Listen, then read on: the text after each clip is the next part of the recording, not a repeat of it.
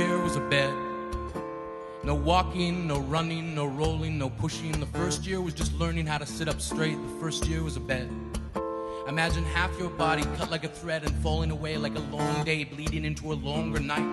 An endless twilight spent laying awake, wondering if morning is ever gonna come. The first year was darkness.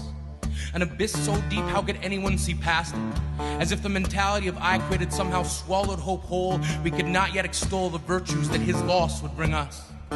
We used to discuss disability as if it was something we should pity. Felt sympathy for what kind of life that would be. We built a marquee, hoping it would be big enough to keep us sheltered from the reality that this could happen to anyone. The first year was hope crushed up like old dry bones, mixed in with cement to build headstones for the dying dreams of a 15-year-old boy. The first question must have been how? How do I come back from this? How do I dismiss uncertainty and motivate myself past doubt? How do I figure out how to move forward?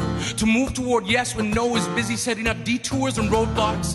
When stopwatches and clocks refuse to acknowledge timeouts. When the whereabouts of my destination cannot be found on any map because it exists only as an abstraction I'd feed like fuel shoved to the furnace of my mind just to keep me going. How does anyone stop themselves from throwing in the towel? You throw the towel away.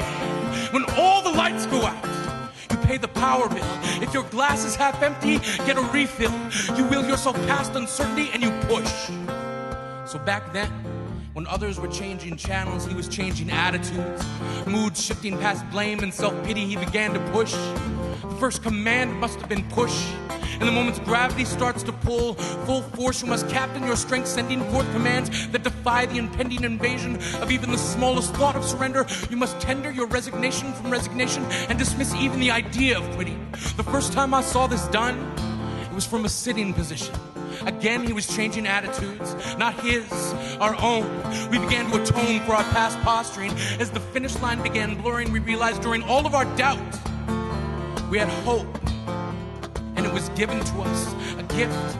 As we watched a dream become realized, we internalized the belief that one can inspire many, that any of us are capable of pushing past what holds us back, that the hardest battles are fought on the inside, and you must attack them with the heavy artillery of determination. A dream takes work, not 9 to 5 with lunch and 2 coffee breaks. It takes midnight to midnight, eyes straight forward and mindset the hindsight. What did I do wrong? What can I do better?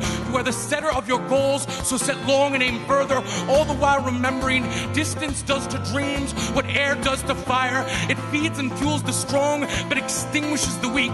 25 years later, this moment exists as an antique displayed prominently in the cabinets of our minds. We remember the first year was a bed.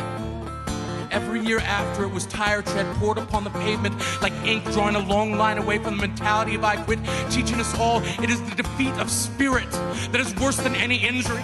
That how we approach the day says something to the way we hope to live. That when we are left with nothing, we will give of ourselves, even if only to remind others. When there's no way over, around, or under, we go through. And those who push give even the mountains someone to look up to.